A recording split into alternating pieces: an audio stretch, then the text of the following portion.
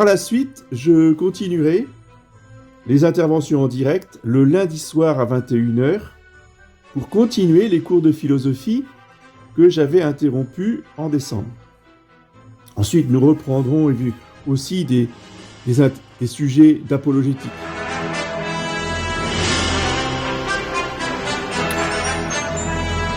Voilà, bonsoir à tous. Excusez-moi pour le retard, mais c'est la première fois que j'utilise le direct. Et donc, je vois aussi que l'image est absolument déplorable. Enfin bon, on me voit quand même. Je suis désolé.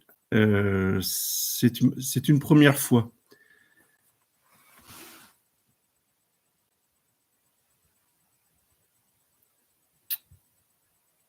Alors, je vais répondre d'abord aux questions qu'on m'a posées sur le site du Centurion. Et ensuite, je répondrai aux questions qu'on m'a posées en commentaire sous ma vidéo de présentation. Alors, d'abord, on m'a posé la question de l'utilité de la communion spirituelle. Est-ce que l'on peut faire une communion spirituelle avec un acte de contrition quand on ne peut pas aller à la messe le dimanche, quand on est trop éloigné? Bien sûr. Évidemment, j'allais dire. Mais c'est très bien d'avoir posé la question et certainement que cela rendra service à beaucoup qui ne savent pas, qui n'ont pas eu de prêtre pour les guider. Oui. Vous avez la méthode qui est dans tous les missels à peu près, ou dans tous les livres de prière, méthode pour faire la communion spirituelle. Faites-le, et pas seulement le dimanche, vous pouvez le faire aussi dans la semaine. Tous les jours, vous pouvez faire les communions spirituelles. Autre question, on m'a demandé l'existence des limbes. Est-ce que les limbes sont de foi? Réponse, oui. Les limbes sont de foi, c'est un dogme. C'est un dogme de l'Église, donc ça ne se discute pas. Et, peu importe que l'on ne comprenne pas, ce sont des dogmes, on ne les comprend pas. Les dogmes, c'est des mystères. Peu importe que ça heurte notre sensibilité, on ne nous demande pas notre avis, il faut adhérer à l'enseignement de l'Église qui ne peut ni se tromper ni nous tromper. Et l'Église nous dit que si l'on n'a pas reçu la grâce du baptême, en tant que tout jeune enfant, oui, eh bien on va dans les limbes. C'est-à-dire qu'on a un bonheur esquis, c'est comme le bonheur du paradis terrestre, si vous voulez. Il n'y a pas simplement aucune souffrance, il y a surtout grande joie, oui, un grand bonheur, mais purement naturel. Il n'y a pas la vision béatifique, il n'y a pas la vision de Dieu. Mais les enfants qui sont victimes d'accidents, d'avortements, de tout ce qui peut arriver à un enfant et qui provoque la mort, oui, eh bien, l'entraîne dans les limbes. Et la loi de Dieu, une loi qui n'est pas, facultative, ne peut pas être changée, eh bien, cette loi nous dit que sans la grâce sanctifiante, on ne peut pas rentrer dans le ciel. Tous ceux qui sont au ciel, tous ceux qui voient Dieu, ont la grâce sanctifiante, donc sont baptisés, ou au moins ont reçu la grâce sanctifiante. Maintenant, la question qui se posait aussi, c'était, pourquoi on me l'a posé avec, je ne sais pas. Peut-être que la personne faisait un lien entre les deux, peut-être qu'il pensait que les enfants morts sans baptême allaient dans l'espace. Oui. Il m'a posé la question de la vie extraterrestre. Est-ce qu'il y a d'autres vies sur d'autres planètes? Donc, peut-être que sur d'autres planètes, il y aurait les enfants qui sont morts sans baptême. Il n'y a pas possibilité, oui, je veux préciser cela aussi, il n'y a aucune possibilité de baptiser les enfants après leur mort. Je sais que ça circule beaucoup dans toutes les chapelles Saint-Louis V, quelles que soient les fraternités ou autres. Mais non, on ne peut pas baptiser les enfants à distance après leur mort. C'est pas possible. Pour baptiser un enfant, il faut que l'eau coule sur le front, oui, physiquement.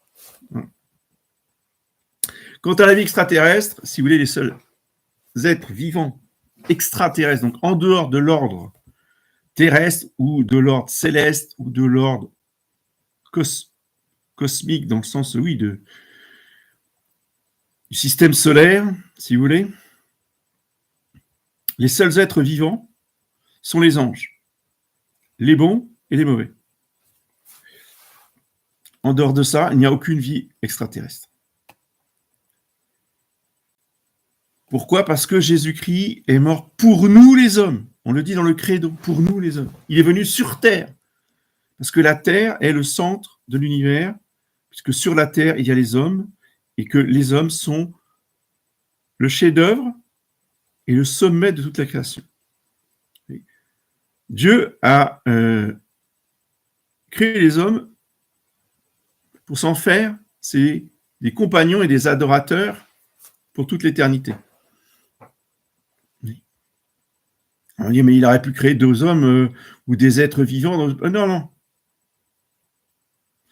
Non, s'il est venu sur Terre, c'est parce que c'est là que ça se passe. Et c'est pas sur Mars ou Saturne ou autre chose. Il n'y a pas de vie. Vous voyez ? Enfin, si, il y a des vies, mais des vies uniquement spirituelles. Il y a des vies angéliques, mais il n'y a pas de vie matérielle. L'homme est le chef-d'œuvre de toute la création. Tous les docteurs de l'Église, les pères de l'Église enseignent ça. Et si c'est le chef-d'œuvre et le roi de toute la création, si vous voulez, c'est qu'il n'y a pas d'autres êtres vivants destinés à aller au ciel en dehors des hommes qui sont sur la terre.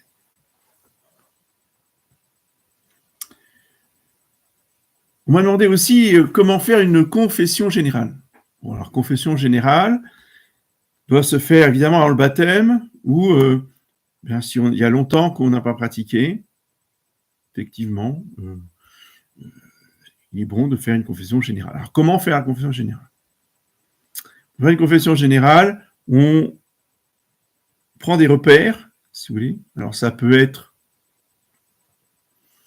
des périodes de la vie, ça peut être des lieux, en fonction des déménagements, pour des repères. Telle année à telle année, j'étais dans tel endroit, telle année à telle année, j'étais dans tel autre endroit. Par rapport à la scolarité aussi. Oui. Bref, on essaye de découper sa vie en tranches plus ou moins courtes et qui nous permet justement d'avoir des repères pour se rappeler ce qu'on a fait dans cette période. Alors évidemment, la crainte, c'est d'oublier les péchés. C'est ce qu'on m'a dit, oui, mais vous comprenez, j'ai peur d'oublier, est-ce que j'ai bien tout confessé ? Bon. Évidemment, il peut toujours arriver qu'on oublie des péchés, mais justement, il y a une formule dans vos missels.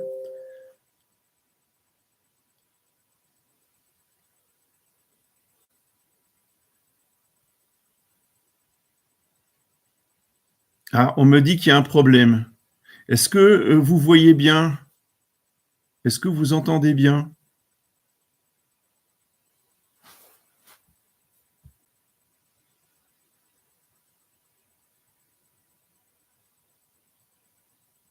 Parce qu'on me dit qu'il y a un souci avec le direct.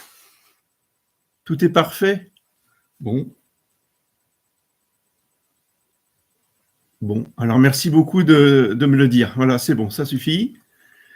Parce qu'il y a quelqu'un qui n'arrive pas à avoir le direct. Bon, c'est pas grave. Oui, alors je vous disais que dans vos missels, il y avait une formule où on s'accuse de tous ces péchés de sa vie passée. Et on s'accuse de tous les péchés qu'on a oubliés. Et c'est une formule globale. Après, si on a vraiment oublié des péchés importants,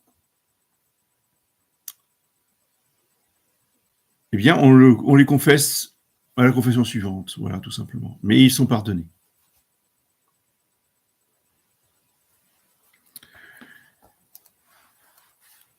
On m'a demandé encore, est-ce qu'on peut donner ses organes?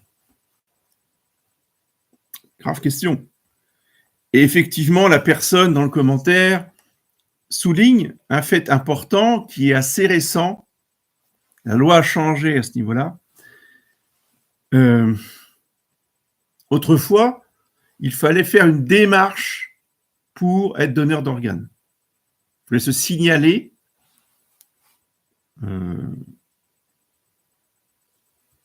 à la médecine ou je ne sais où, pour dire qu'on voulait donner ses organes à la science. Désormais, c'est le contraire. Par défaut, c'est-à-dire si vous n'avez rien écrit, vous n'avez pas fait de démarche, vous êtes censé être donneur d'organes automatiquement. Oui. Il faut donc vous inscrire. Alors là, renseignez-vous, il y a un fichier central, je crois, qui est à Nice. Donc, il faut envoyer un formulaire pour être inscrit dans ce fichier en disant que vous refusez absolument de donner vos organes en cas d'accident, etc. Ça, c'est une chose. Après, la question qui se pose, est-ce que l'Église autorise ou pas les dons d'organes? Alors là, la question, elle n'est pas simple, c'est pas oui ou non, c'est non pour tous les organes vitaux. C'est-à-dire que, de toute façon, un organe ne peut jamais être donné après la mort. Il faut le savoir. Si vous êtes donneur d'organes, vous le donnez avant votre mort. Il faut que vous soyez vivant. Surtout pour le cœur. On ne donne pas un cœur mort. Un cœur mort, c'est pas la peine. Hein. Pas la peine de le transplanter. Hein, ce qui ne fonctionnera pas plus chez vous que chez celui qui va le recevoir. Donc il faut qu'ils prennent votre cœur encore battant. Vous voyez, un cœur qui bat, donc ils vous tuent pour donner le cœur à quelqu'un d'autre. Donc ça, c'est formellement interdit. L'Église interdit qu'on vous tue pour que vous donniez votre organe à quelqu'un d'autre. Après, il y a les organes non vitaux. Alors là, c'est autorisé par l'Église. Par exemple, on peut très bien donner un rein, parce que nous avons 2 reins. Si nous avons 2 reins en bonne santé, et que les analyses, parce qu'ils font les choses très sérieusement, ils analysent plein de paramètres pour votre santé, et si vous êtes en bonne santé, et que vous êtes compatible avec la personne qui doit recevoir votre rein, vous pouvez donner un rein, parce que à ce moment-là, vous ne vous tuez pas. Vous continuez à vivre, mais avec un rein. Et l'autre personne continuera à vivre avec un rein. Vous voyez, donc ça, c'est autorisé par l'Église. Vous voyez la différence? Donc, comprenez, soit on me tue pour me prendre un organe vital, et ça, c'est interdit par l'Église, soit on ne me tue pas, je continue à vivre normalement, mais je me prive d'un organe quand j'en ai 2. Ça, c'est autorisé par l'Église.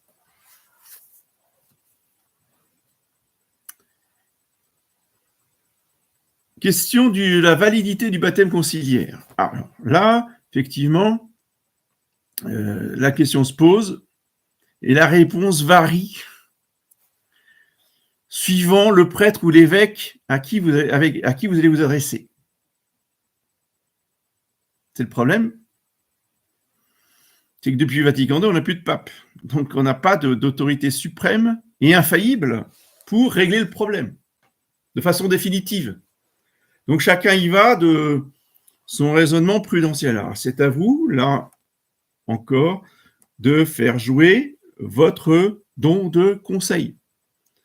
Je suis désolé, je n'ai pas d'autre solution à vous proposer. Ça va revenir plusieurs fois dans cette séance de questions-réponses. C'est fondamental dans la crise de l'Église actuelle. Qu'est-ce qui peut vous guider dans votre action? alors qu'on n'avons plus de pape, nous n'avons plus de pasteur infaillible. Nous avons des évêques, mais ils ne sont pas pasteurs infaillibles. Le don du Saint-Esprit, le don de conseil. Le don de science.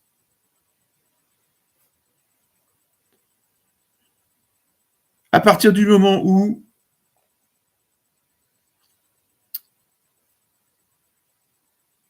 le laïc qui se croit prêtre fait couler l'eau sur le front en disant les paroles « André, je te baptise au nom du Père et du Fils et du Saint-Esprit »,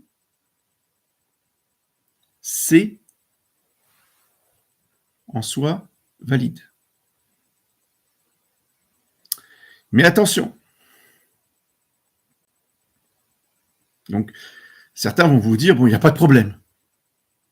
Ben, si, il y a un problème. Le problème, c'est l'intention. Donc, si vous voulez, on dit bien que n'importe quel être humain peut baptiser. Un musulman, un bouddhiste, n'importe qui, un franc-maçon, si vous voulez. En cas de danger de mort, vous lui demandez de vous baptiser, il peut vous baptiser validement. Mais attention, on va lui demander de le faire dans l'intention de l'Église. Avec l'intention de l'Église. S'il dit non, moi, l'Église, je ne veux pas entendre parler, je veux bien faire ton baptême si tu veux, mais ne me parle pas de l'Église. Ah ben, il ne peut pas baptiser. C'est bien dit dans le catéchisme, les baptêmes valides de non-catholiques doivent adhérer à l'intention de ce que fait l'Église. Alors vous allez me dire, ben oui, mais le prêtre conciliaire dans sa paroisse conciliaire, il veut faire ce que fait l'Église. Attention.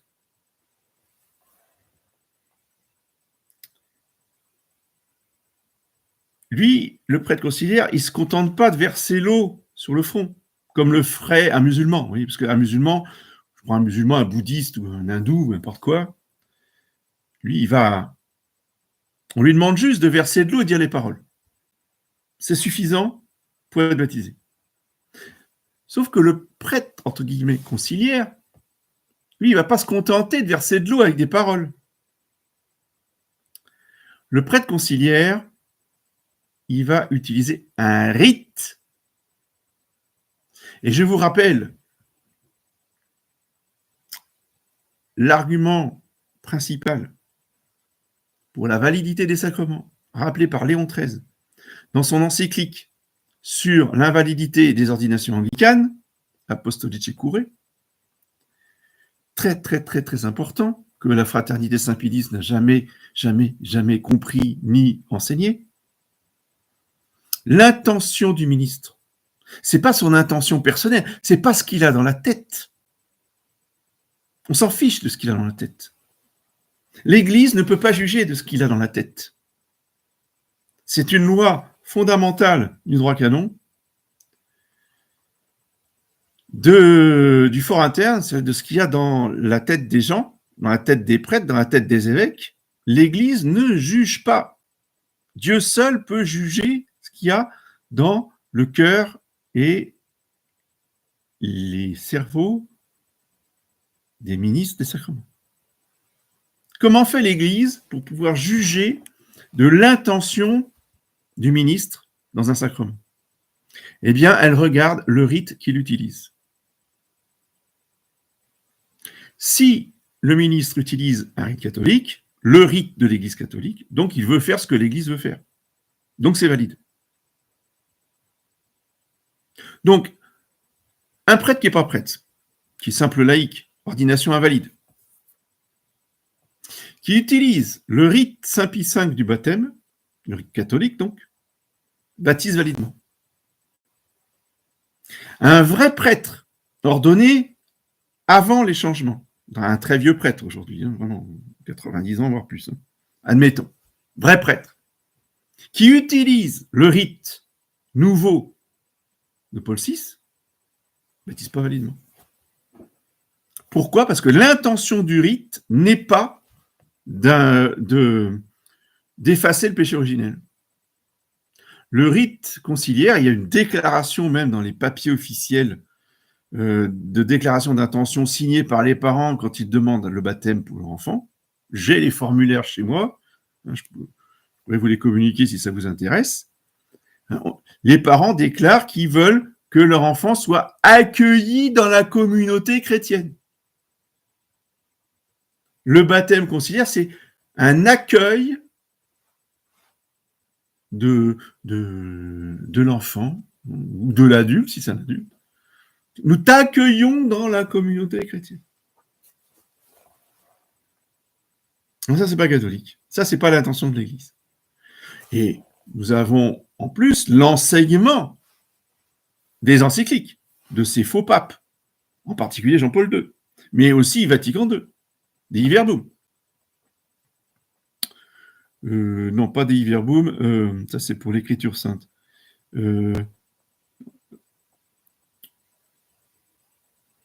J'ai oublié le titre de... Enfin, je pourrais retrouver ça. Vous retrouvez ça si ça vous intéresse, mais c'est sur les religions non chrétiennes. J'ai oublié le titre. Eh bien, leur saint Jean-Paul II, de leur église à eux, a déclaré, a enseigné, Ubi Orbi, dans une encyclique pour la terre entière, que tout homme est uni au Christ dans le sein de sa mère. Fin de citation. À quoi sert le baptême dans ces cas-là? Juste à accueillir l'enfant qui est déjà uni à Jésus-Christ. Donc, il n'a pas le péché. Hein. Le péché originel n'existe pas pour l'Église conciliaire, puisque Dieu habite l'enfant à la conception. Mais attendez, tous les hommes sur terre sont conçus dans le sein de leur mère. Donc, tous les hommes sur terre, vous voyez, ça va très très loin, l'hérésie de Vatican II. Tous les hommes sur terre sont unis à Christ depuis le premier instant de leur conception.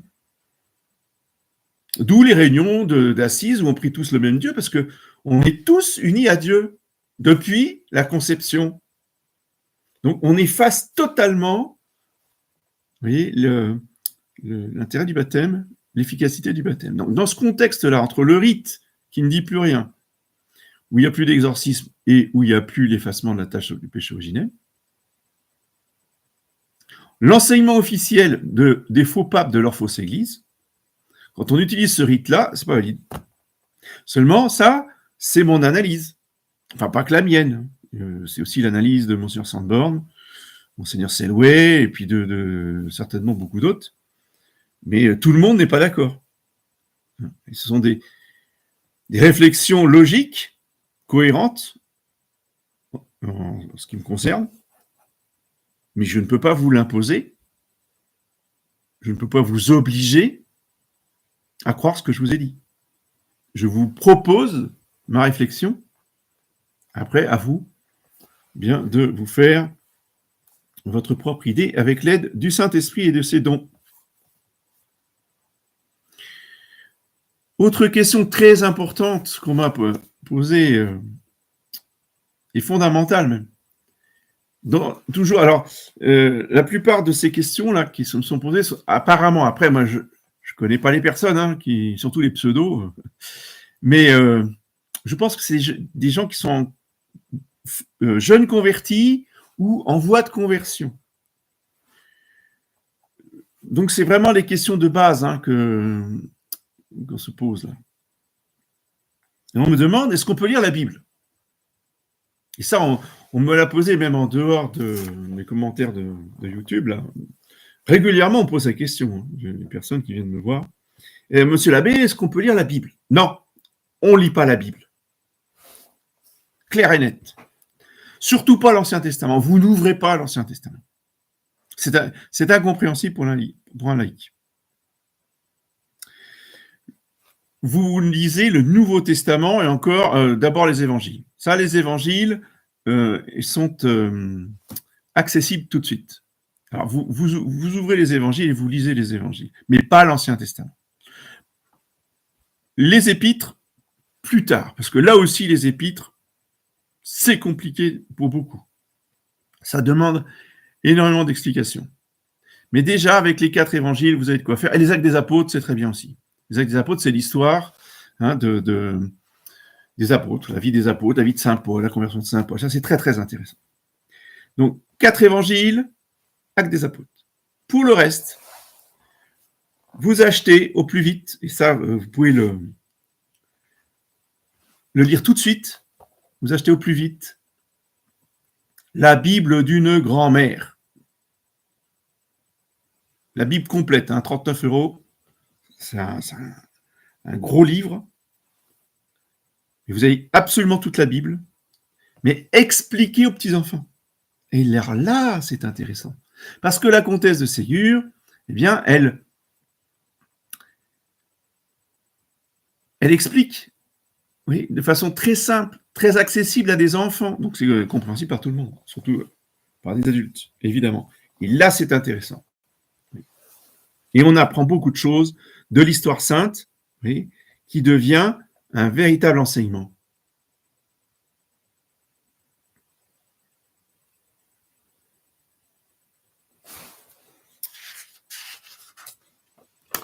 Vous la trouvez dans toutes les librairies catholiques, livres en famille, librairies françaises ou des choses comme ça. Bible d'une grand-mère de la comtesse de Ségur.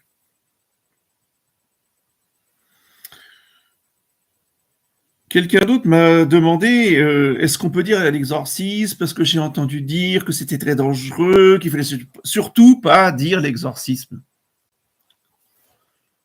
Bon, j'ai fait toute une vidéo dessus. Allez voir sur ma chaîne Tour de David. Hein, vous cherchez occultisme, magnétisme, exorcisme, tout ça. Vous avez toutes les réponses. En 2 mots, ce soir, je vous dis, il n'y a pas de danger dans la mesure où vous vivez des sacrements catholiques, vous allez à la messe catholique d'Anunnacum, vous communiez régulièrement, vous vous confessez régulièrement, vous êtes confirmé, donc vous avez tous les dons du Saint-Esprit, vous êtes soldat de Jésus-Christ, ben vous pouvez y aller. Léon XIII a fait son exorcisme pour les laïcs. L'exorcisme n'est pas fait pour les prêtres. L'exorcisme de Léon XIII.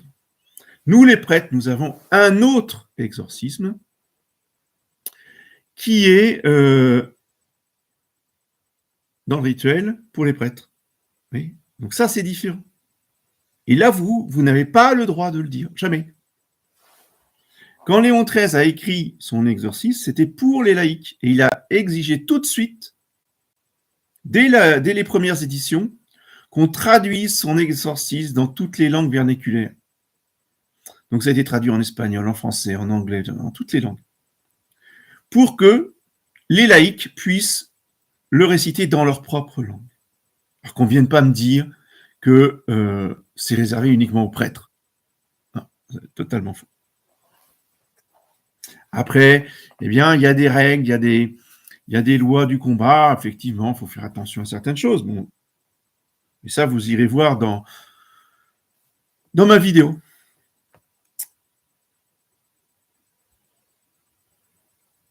Alors, quelqu'un me pose la question, tout à fait légitime, hein, très bonne question. Est-ce qu'un homme marié, dont la femme l'a quitté, mais qui lui reste fidèle à la religion, au sacrement, parce c'est une victime, si vous voulez, hein, un homme dont la femme divorce, dont la femme ne veut plus pratiquer, dont la femme quitte la religion, bon, ben, c'est une victime. S'il reste fidèle à la grâce et au sacrement, ben, ça peut faire un très bon catholique. Il va se sanctifier en portant sa croix. Vous voyez. Mais cette personne me demande, est-ce qu'il peut rentrer au séminaire? Alors ça, c'est une autre paire de manches. Vous voyez ce que je veux dire? Non. Pour un homme marié, tant que sa femme est vivante, de toute façon, il ne peut pas rentrer. Pour que un homme marié puisse rentrer au séminaire, il y a des conditions très spéciales. Il faut que les deux soit de bons catholiques. Donc une femme qui divorce, c'est pas, c'est mort, comme disent les jeunes, on n'en parle plus, on ferme le dossier. Il faut que la femme soit elle aussi très catholique, vertueuse, pieuse, pratiquante donc, et qu'elle donne son accord explicite pour que son mari puisse rentrer soit en religion, dans un monastère, dans une congrégation religieuse, soit rentre au séminaire. Et en général, l'Église encourage la dame en question à faire de même et à rentrer dans un couvent. Mais pour ça, il faut une autorisation spéciale du pape. S'il n'y a pas l'autorisation du pape, on ne peut pas faire. Vous voulez que je continue? Non, c'est pas la peine. Vous avez compris que dans la situation actuelle, on ne va pas plus loin. Il n'y a pas de pape, on ne peut rien faire. Donc, on oublie.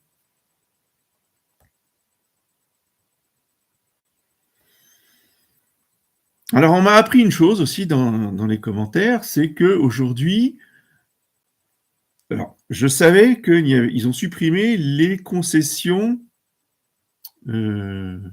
perpétuelles. Il n'y a plus de concession perpétuelle. Je crois que le maximum, c'est 20 ou 30 ans. Et si la mairie se rend compte, les services de la mairie se rendent compte que la tombe est laissée à l'abandon, je crois que même ils peuvent intervenir avant. Et on m'a dit, ils interviennent à la pelleteuse et ils mettent tout ça, je ne sais où. Enfin, oui. Donc, la question, c'est pour éviter une profanation par les services de la mairie, est-ce que ce serait pas mieux, après une messe, un enterrement, des obsèques traditionnelles, de se faire incinérer? La réponse est non. On n'a jamais le droit de se faire incinérer, sauf en cas d'épidémie, pour des raisons graves, vous voyez, pour des raisons médicales décrétées par l'État. Et en dehors de ces cas-là, on n'a pas le droit de se faire incinérer. Parce que bon, peut-être qu'il y aura une pelleteuse dans 20 ans, mais peut-être que dans 2 ans, il va y avoir des voyous qui vont profaner la tombe. Mais ça, en général, ça n'arrive pas quand le prêtre vient bénir la tombe au cimetière. Pourquoi? Parce que il va mettre un ange dans les prières que le prêtre récite devant la tombe, devant la sépulture. Il met un ange pour garder le corps, vous voyez, jusqu'au jugement dernier. C'est beau, hein? Le rituel de l'enterrement est magnifique. Donc non, en général, il n'y a jamais de profanation pour quelqu'un qui est mort avec les bons sacrements, la bonne messe et un prêtre qui l'a accompagné jusqu'au cimetière.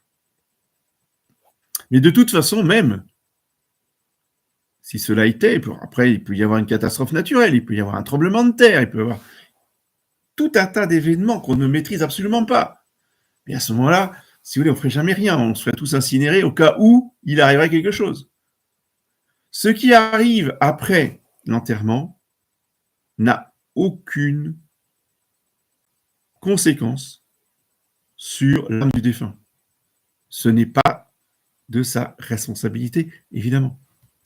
C'est dommage, évidemment, on ne va pas dire que c'est bien, mais ça n'intervient absolument pas dans le processus du salut ou dans le processus de l'entrée au ciel. Oui. Donc, jamais d'incinération. L'incinération, c'est une propagande maçonnique. Lisez le petit livre de Monseigneur Gaume sur le cimetière, très très intéressant, où il parle justement de cette guerre terrible que la franc-maçonnerie a faite à l'Église au XIXe siècle.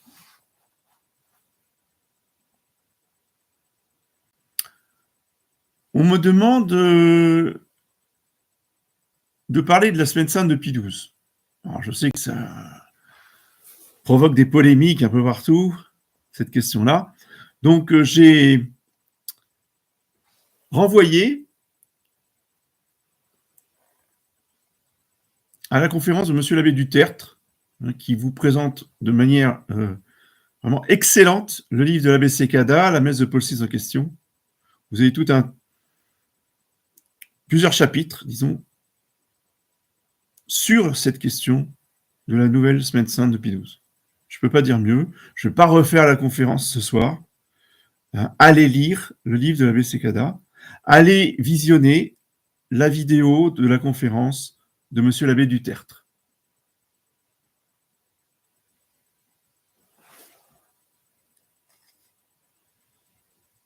Il y a les questions aussi des apparitions mariales contemporaines. Donc, alors j'ai oublié le nom de l'apparition en question. On me demande qu'est-ce que vous en pensez, est-ce que c'est vrai, non. Alors, une règle absolue,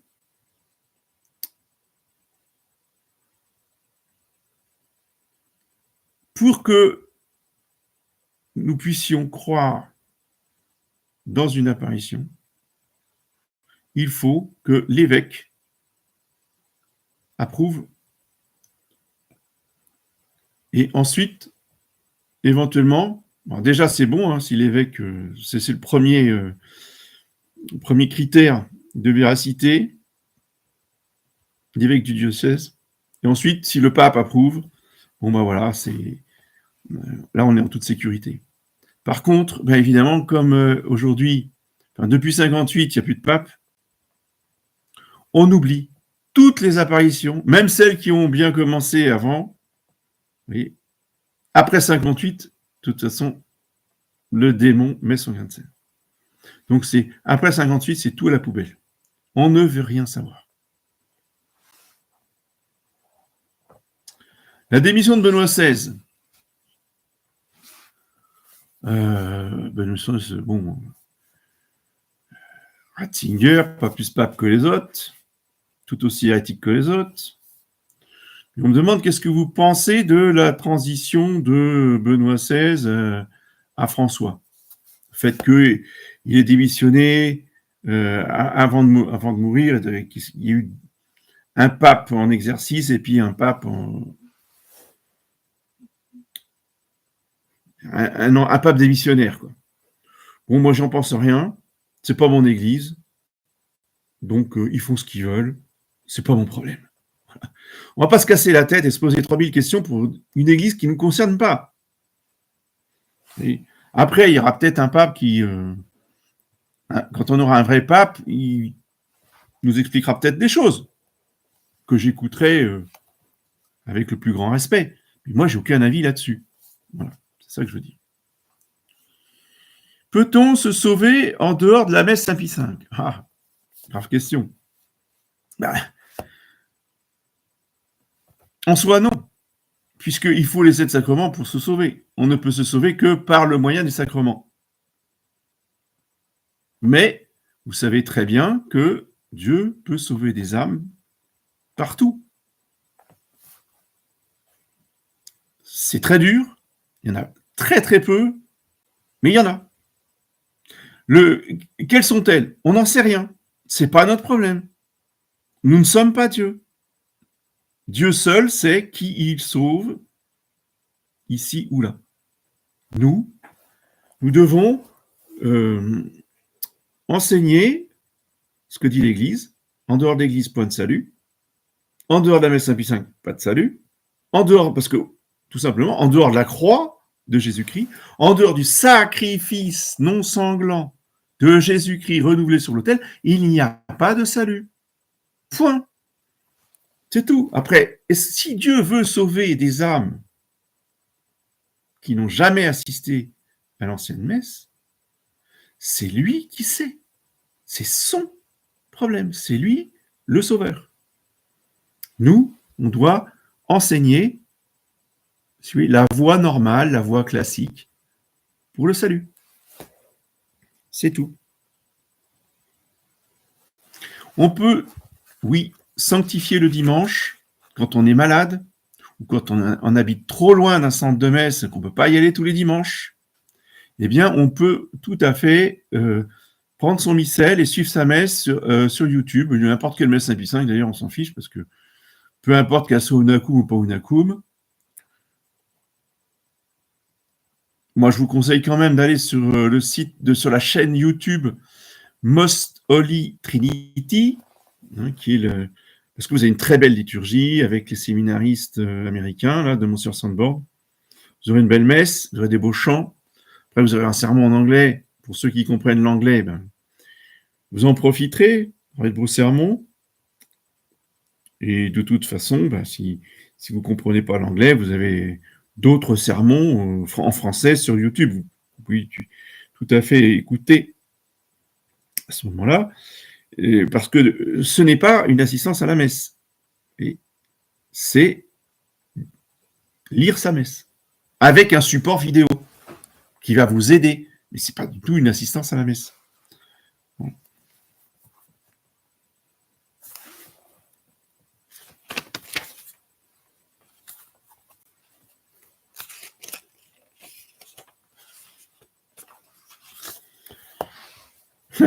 Alors qu'il y a quelqu'un qui me demande une prophétie pour l'Épiphanie, parce que nous sommes évidemment le 6 janvier, et il voudrait une prophétie de ma part. Alors, il n'y a pas de prophétie. De ma part, j'entends. La prophétie, elle a été faite donc à la vénérable Elisabeth Kanimura. J'en parle dans ma vidéo sur la bulle de Paul IV.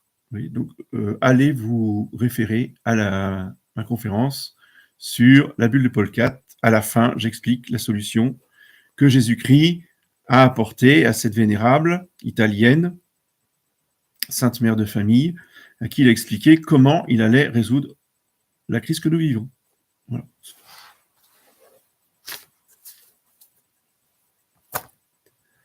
Alors, maintenant, je vais faire, comme j'avais dit, les commentaires sous la vidéo qui m'ont été postés. Et je terminerai par le chat, là, parce que je vois qu'il y a pas mal de gens qui ont écrit des choses. Hein. Donc, je verrai ça après.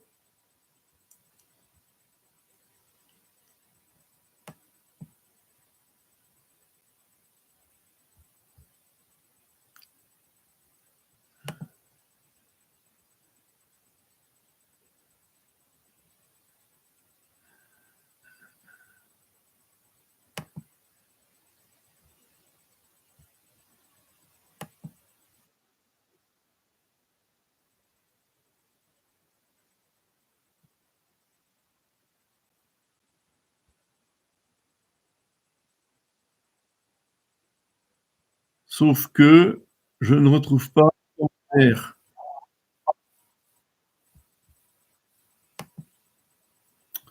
Bon, écoutez, hein, je suis désolé. C'est ma première fois, faut me pardonner.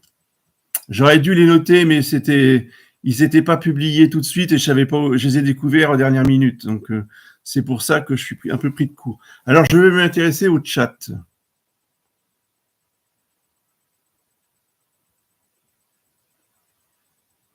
Donc, la validité du baptême conciliaire, on a dit, c'est non si le rite conciliaire est utilisé. Pour moi, il faut recommencer, sous condition, quand même. Hein.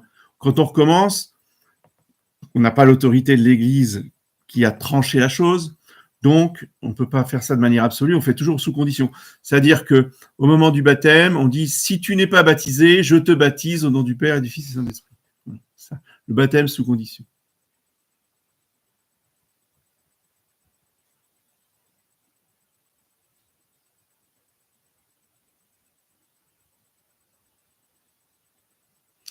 Alors, l'assistance à la messe Unacum de la Fratelli Sapelli sans communier, est-ce un sacrilège? Non, le sacrilège, c'est de communier. La messe en elle-même est un sacrilège. Donc, on n'y assiste pas le dimanche. Mais on peut y assister pour une raison, pour une autre, ou s'il y a des enfants. Mais c'est compliqué. Mais on ne communie pas. Voilà.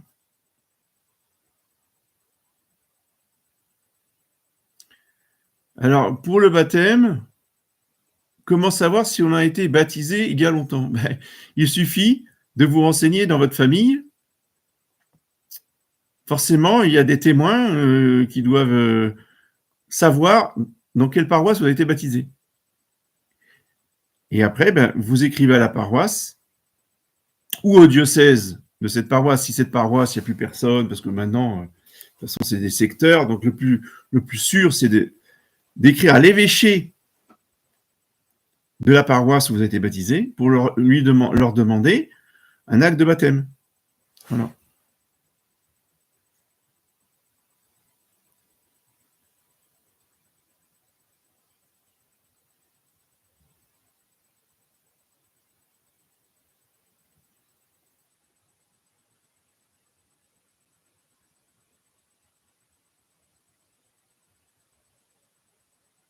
Voilà, vous demandez à l'église où vous avez fait votre catéchisme et votre communion.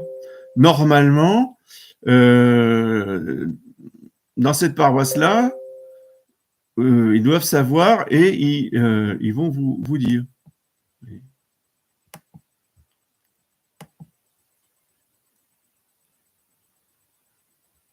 Le mieux, c'est d'écrire au diocèse. Hein. Comme ça, vous ne perdez pas de temps.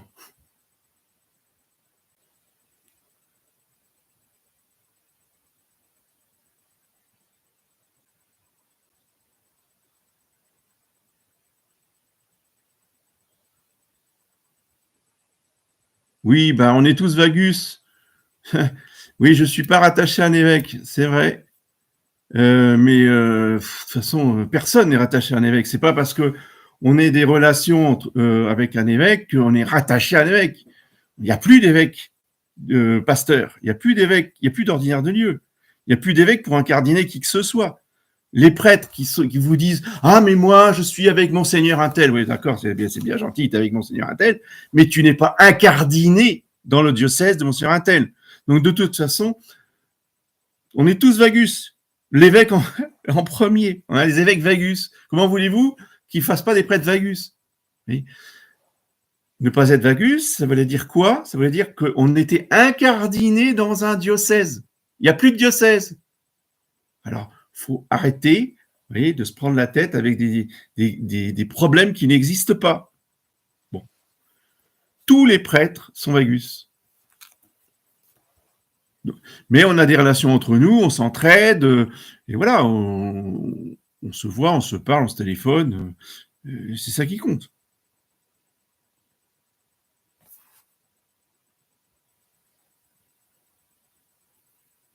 Alors, l'église éclipsée,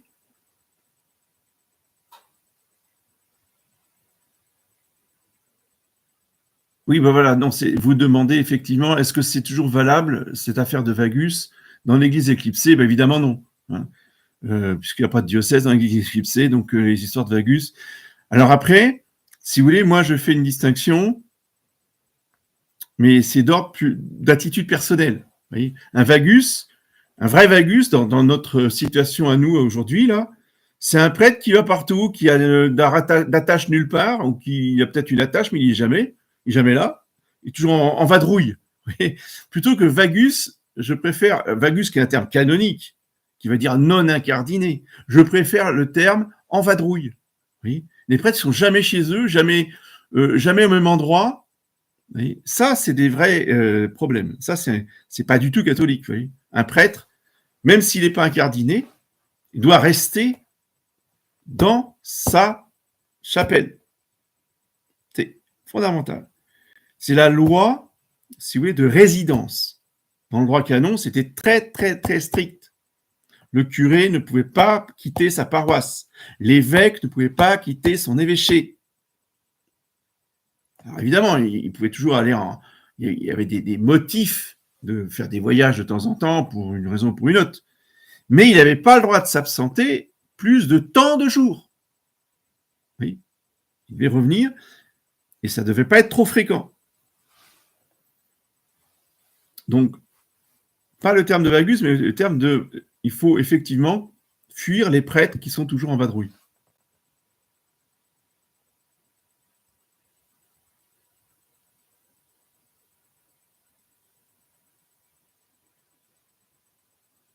Voilà, comment baptisé sous condition, tout à fait. Si on a été baptisé dans le concile.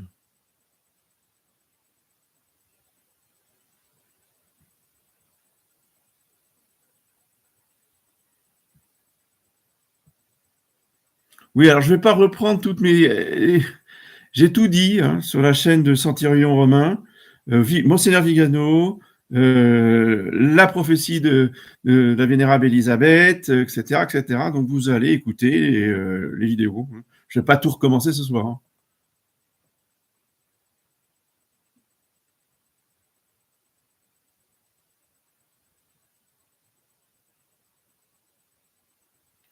Le baptême protestant est-il valide? Oui, ça dépend. Ça dépend des sectes. Vous avez tellement de sectes protestantes. Alors, dans certaines sectes protestantes, ça peut être valide. Dans d'autres sectes, c'est pas valide. Et la plupart, en général, vu les hérésies qui ont cours dans ces sectes, la plupart ne sont pas valides. Donc, on recommence aux conditions.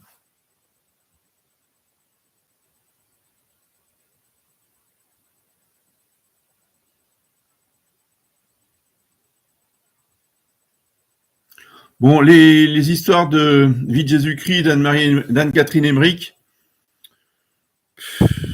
oui, alors évidemment, Brentano, c'était un gnostique qui a mis, je dirais, sa touche personnelle, hein, parce que la vénérable, elle est très, très édifiante, très, très pieuse, il n'y a rien à dire, mais bon, à cause de... Moi, je dis, c'est pas... C'est mieux que Valtorta, mais c'est pas beaucoup mieux. Enfin, je veux dire, ça ne fortifie pas la vie spirituelle. Comme Marie d'Agreda, bon, c'est très joli, mais bon, quand on lit ce qu'elle raconte sur la passion, on voit qu'elle fabule complètement. Enfin, c'est pas la vérité. Vaut mieux méditer sur Saint-Suaire et les commentaires du professeur Barbet qui vous décrit médicalement la passion. Ça, là, on est dans la réalité, la vérité, et ça porte beaucoup plus que les élucubrations d'une femme et ses imaginations.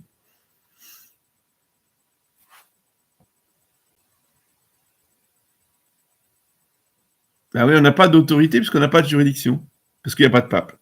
Oui, effectivement, c'est tout à fait exact. Mais ça ne veut pas dire qu'on n'a pas d'autorité du tout. On a une autorité naturelle, de chef naturel. Le prêtre, l'évêque, c'est lui le chef de la communauté qu'il dirige. Vous voyez, et on lui doit obéissance. Ah, non pas à cause d'une juridiction papale, évidemment. D'accord. Et c'est pas pour ça qu'il n'y a pas d'autorité du tout. Hein, pas venir nous dire qu'on a des autorités, des boueurs. Enfin, excusez-moi, mais c'est n'importe quoi. Hein, avec tout le respect que je lui dois, je lui respecte plus que lui-même.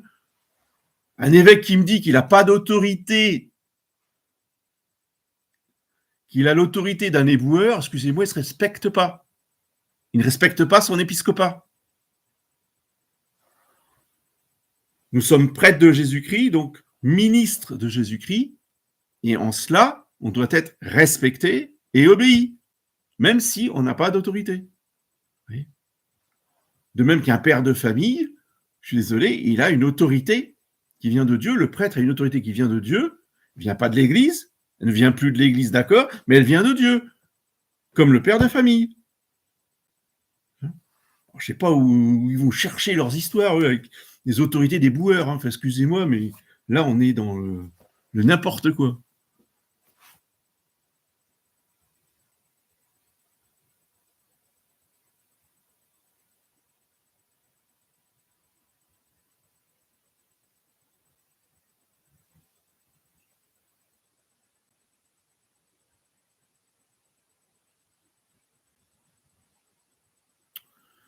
Acceptez-vous de donner la communion à un laïc qui n'a pas été rebaptisé sous condition? Ben non. En général, je leur demande d'attendre, qu'on discute, qu'on fasse une enquête, qu'on sache exactement de quoi il retourne. Oui. Mais après, si la personne qui arrive ne me prévient pas et se présente à la Sainte Communion ou à la Sainte Table, ben, je ne peux pas lui refuser. On ne va pas créer un scandale et tout, alors que je ne sais rien. Donc, a priori, bon, je donne, mais après, on discute. Et éventuellement, on dit, bon, bah, maintenant, vous allez attendre. Oui, c'est juste une question de délicatesse.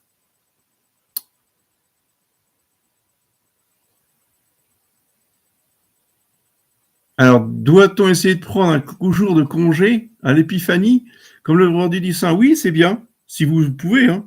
Si vous avez l'occasion, c'est bien, effectivement, de poser un jour de congé, parce qu'autrefois, c'était une fête d'obligation et une très grande fête d'obligation, hein, tout à fait.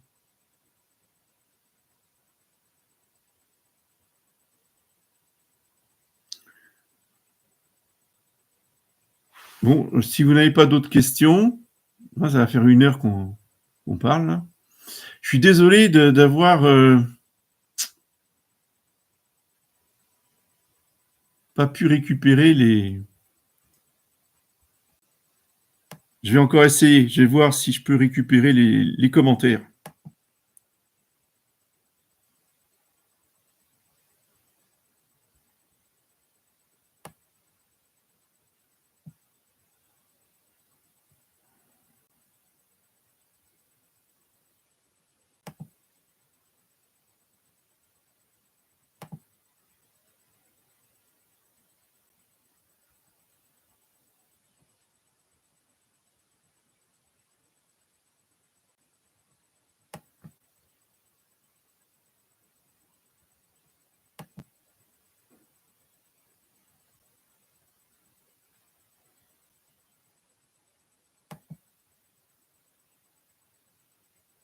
Ah voilà, c'est bon, je les ai récupérés.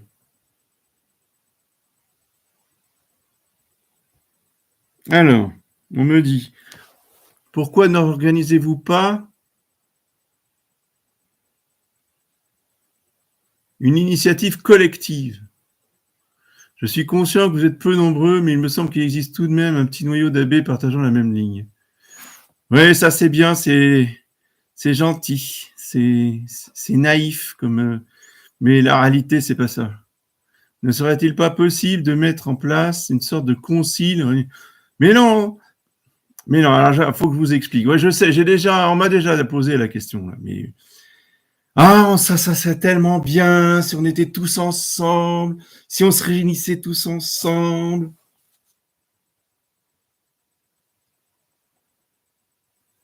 Pour être tous ensemble, il faut un principe d'unité. Il faut une autorité qui s'impose à ceux qu'on veut réunir, qui soit reconnue comme étant principe d'unité. Alors, je vais vous raconter ce que j'ai fait au tout début, quand j'ai quitté la famille Saint-Pédis. J'étais naïf comme vous. Et je croyais que, on pourrait tous se réunir au moins une fois par an pour, déjà prendre un bon repas ensemble, et puis après travailler, discuter, échanger, faire des exposés autour des anciens. À l'époque, on avait des anciens, vous voyez, qui avaient été ordonnés bien avant le concile.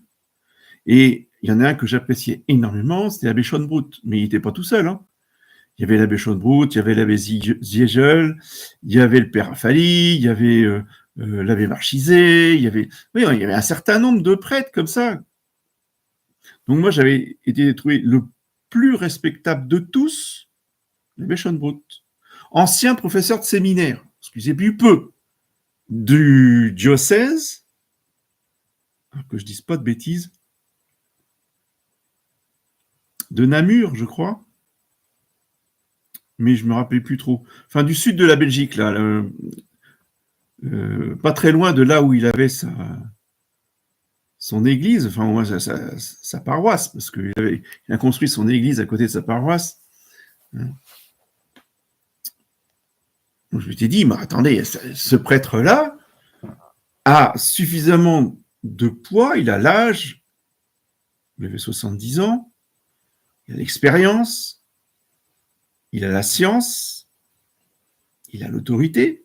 Je dis, mais monsieur l'abbé, réunissez-nous tous. Nous, les jeunes, là, on a les jeunes et les moins jeunes. Enfin, je veux dire, moi, je ne manque que ça.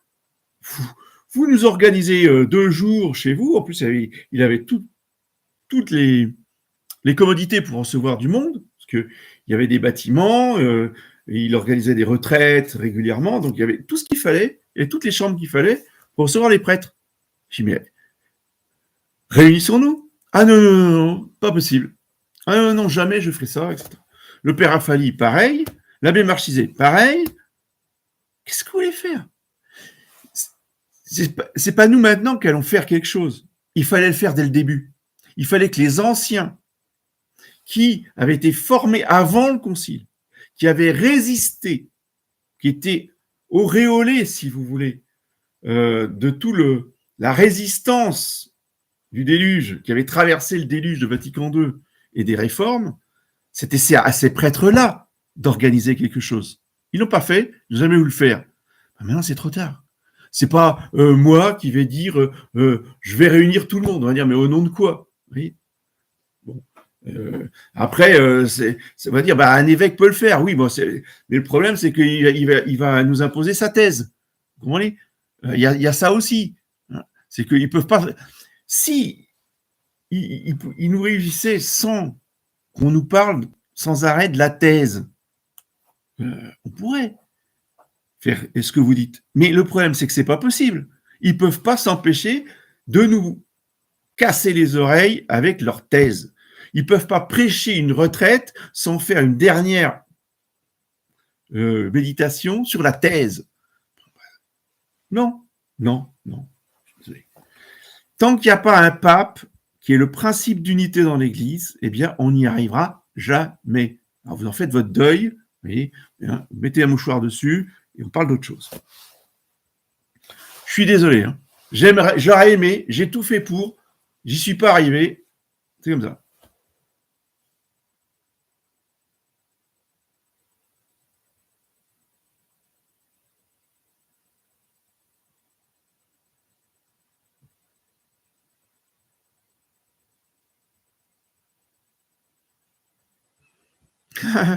Alors, on me demande à quel moment un pape commence à être assisté du Saint-Esprit lorsqu'il accepte sa charge. À partir du moment où il accepte sa charge.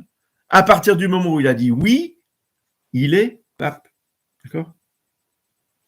L'histoire d'obstacles intérieurs, tout ça, les histoires de Monseigneur Guérin-Desrosiers, c'est n'importe quoi. Enfin, qui va juger d'obstacles intérieurs? Personne. Comment juge-t-on encore une fois de l'intention de l'élu du conclave? Dans le fait qu'il a été élu selon les lois de l'Église catholique de 1917 et pas selon les lois de l'Église conciliaire, qui est une secte de 1983. C'est tout. Il dit oui, il reçoit le Saint-Esprit. Il dit non, il n'est pas pape et il ne reçoit pas le Saint-Esprit. C'est pas plus compliqué que ça.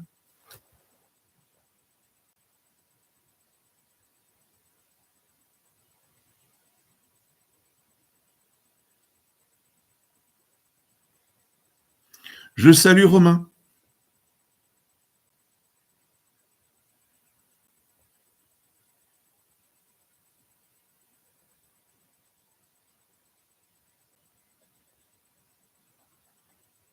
Donc la dernière question, il n'y a pas d'autorité pour distribuer les prêtres en France. C'est tout. C'est le châtiment. Considérez que c'est le châtiment, un châtiment terrible. On n'a pas voulu écouter le pape, on n'a pas cru dans son infaillibilité, on a dit le pape est infaillible une ou deux fois dans un siècle. Bon, bah terminé. Hein. Maintenant, vous subissez les conséquences, et moi avec.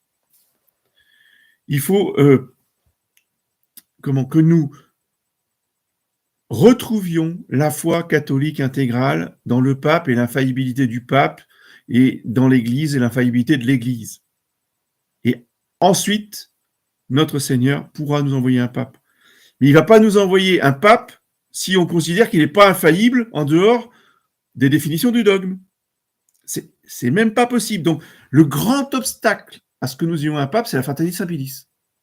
C'est terrible. Hein, le châtiment, il est terrible. Mais Dieu ne change pas. C'est à nous de changer.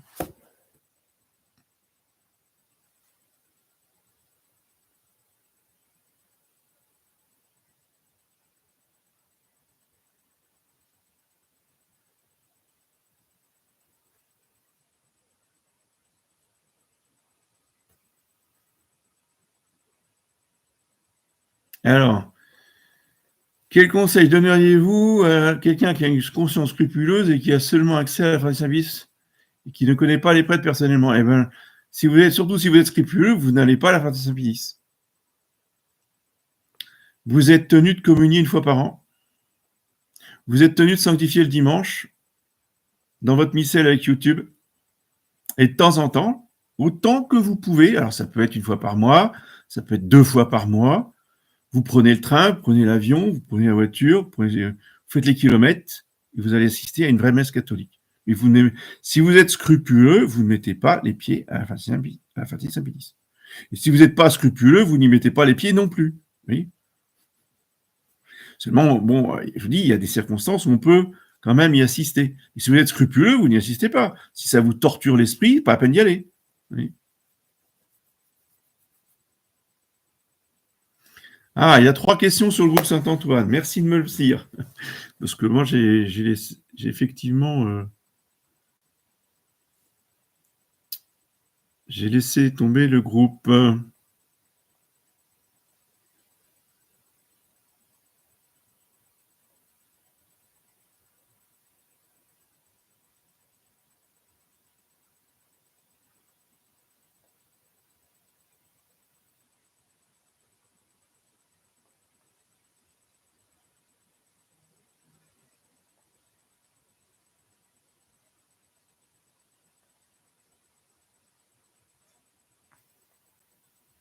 Ah oui, d'accord. Oui, effectivement, on me dit que oui, j'ai fait une erreur.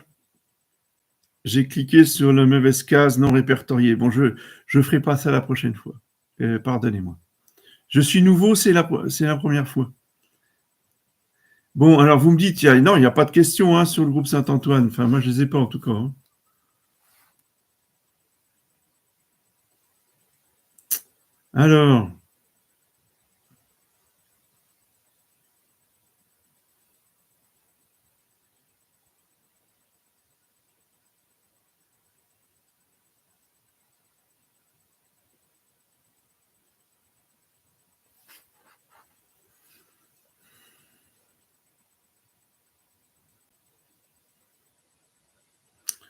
Alors, les miracles eucharistiques. Oui.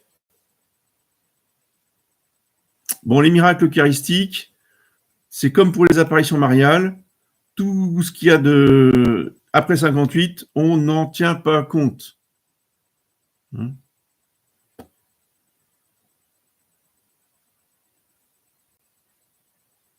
Où est l'Église aujourd'hui?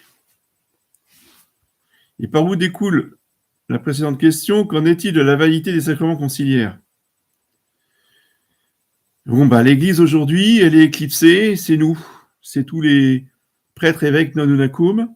Hein. Et dans la secte conciliaire, tous les sacrements ont été changés, donc ils sont tous invalides. Pas compliqué. Sauf pour le baptême, je dis là, effectivement, comme des non-catholiques peuvent donner validement le baptême, il y a discussion. Mais en dehors du baptême, tout est invalide.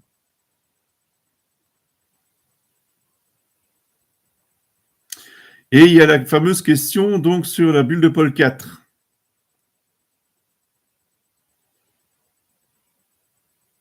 Alors, je vous renvoie à ma conférence, il suffit d'écouter. Hein. J'ai fait une conférence sur la bulle de Paul IV. Vous allez vous y référer. Maintenant, j'apporterai une précision sur cette question de la bulle. Est-ce qu'elle peut être évoquée ou pas? C'est la question qu'on m'a posée. Bien, la réponse est oui et non. Parce qu'il y a différentes parties dans une bulle. Dans la bulle de Paul IV, si vous voulez, il y a toute une série de sanctions canoniques qui sont très circonstanciées à la situation du clergé de l'époque. Donc évidemment, toutes ces sanctions très précises qui correspondent évidemment à l'organisation de l'Église de cette époque-là, tout ça est réformable par un autre pape. Et ça a été réformé, effectivement, mais pas toutes. C'est pour ça que la réponse n'est pas simple. le droit canon de Saint-Pédis a retenu un certain nombre de sanctions canoniques dont je parle dans ma conférence, qui sont au nombre de 14, c'est quand même pas rien, oui, qui sont reprises par Saint-Pédis en 1917. Mais tout n'a pas été repris. Voilà. Donc ça, c'est tout à fait classique dans l'histoire de la papauté. Et ensuite, il y a une autre partie de la bulle qui, elle, touche directement la foi et l'hérésie. Et alors ça, ce n'est pas réformable. C'est pour ça que le pape Paul IV dit qu'elle est valide à perpétuité. C'est comme pour la messe Saint-Pie V. Si vous voulez. La bulle de Saint-Pie V quo tempore canonise la messe, mais pas toutes les parties de la messe, puisqu'il y a des fêtes qui sont rajoutées, de saints qui ont été canonisés au fur et à mesure, donc on a rajouté des messes. Vous voyez, donc, dans le missel, tout n'est pas irréformable absolument. Mais l'essentiel, en particulier le canon, qui est intact depuis Saint-Pierre, aucun pape n'a jamais touché une virgule du canon de la messe. Donc on ne parle pas des préfaces, on ne parle pas de l'enfertoire, on parle du canon. Oui. Ce canon-là, c'est surtout cette partie-là de la messe qui ne peut jamais être touchée par personne ni par aucun pape. Oui. Donc dans la bulle de Saint-Pie V, quand il dit que c'est irréformable et à perpétuité, il parle de ça. Alors, le mariage, le mariage, c'est pareil, ça dépend du contexte du rite et de la doctrine qui entoure. Si les personnes considèrent que, eh bien, elles peuvent prendre la contraception, qu'elles peuvent divorcer, etc. Quand le curé qui reçoit les fiancés dit « Bon, écoutez, est-ce que vous avez déjà vécu quelques mois, quelques années ensemble avant de vous engager ?» Non, écoutez, d'abord, commencez par vivre ensemble et vous verrez si votre amour est sérieux, si c'est profond, si c'est durable, alors vous revenez me voir et on vous mariera. Vous voyez ? Ça, c'est le discours des curés conciliaires. Ça, c'est pas valide, c'est évident.